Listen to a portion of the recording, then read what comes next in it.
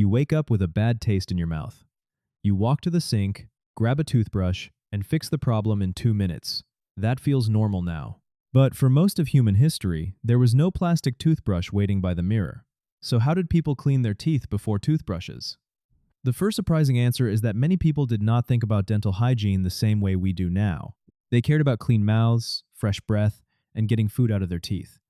But they were not always fighting plaque with a modern brush and paste routine. The goal was often practical comfort, not a dentist-approved system. Still, people were not helpless. One of the oldest solutions was the chew stick.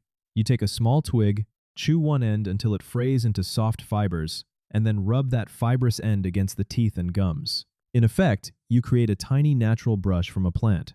This method appeared in many places. Different cultures used different woods, roots, or aromatic plants.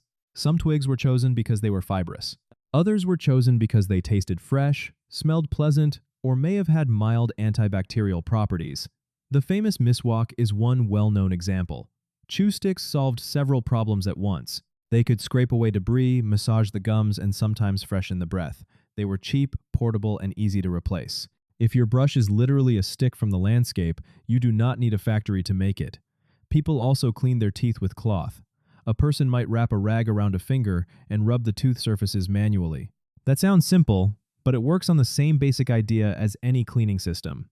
Remove residue by friction. And then, there were powders. Before toothpaste came in tubes, many people used abrasive tooth powders. Ingredients varied widely. Some powders were made from chalk, charcoal, crushed shells, salt, herbs, ashes, or ground mineral substances. These could scrub the teeth, even if some mixtures were harsher than what we would want today. Breath mattered too. Herbs, seeds, and aromatic plants often played a role. If you chewed minty or spicy plant material, you were not just cleaning.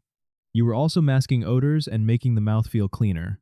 In a world without mouthwash, that mattered socially. Another hidden factor is diet.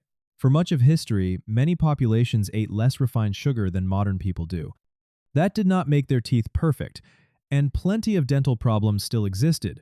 But sugar-heavy processed snacks were not hitting their teeth all day long the way they do now. Texture mattered as well. Some traditional diets were coarser and required more chewing. Again, this was not magical protection. Ancient and pre-modern people absolutely got cavities, infections, gum disease, and tooth loss. But the causes and patterns were not always identical to modern ones. Not everyone had the same dental experience. Social class, geography, food access, and age all mattered. A wealthy person with access to sweet foods might have terrible dental decay.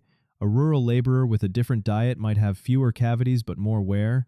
Some mouths were in far better shape than others.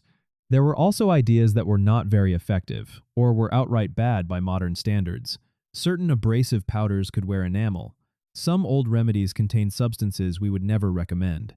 And of course, if someone was in severe pain, they often had very limited options beyond temporary relief or tooth extraction. That is another important truth. Cleaning was only one part of the story. Once a tooth became badly infected, dental care could get brutal fast. In many times and places, the practical solution was not to restore the tooth. It was to pull it out. So when did the toothbrush begin to look more recognizable? Versions of bristle brushes appeared in parts of Asia centuries ago. Later, toothbrushes with handles and animal bristles became more familiar in Europe. Eventually, mass production, new materials, and modern dentistry pushed toothbrushing into a standard daily routine. But the big lesson is that people did not simply walk around doing nothing. They improvised, they scraped, they rubbed, they chewed fibers, they used cloth, powders, herbs, and plant tools. In other words, before the toothbrush, people still cleaned their teeth. They just used a much rougher toolkit.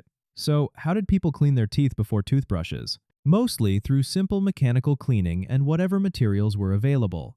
Chew sticks, cloth, powders, herbs, and a lot of improvisation. It was not modern dentistry. It was survival-level oral care. And for most of history, that was enough to count as clean.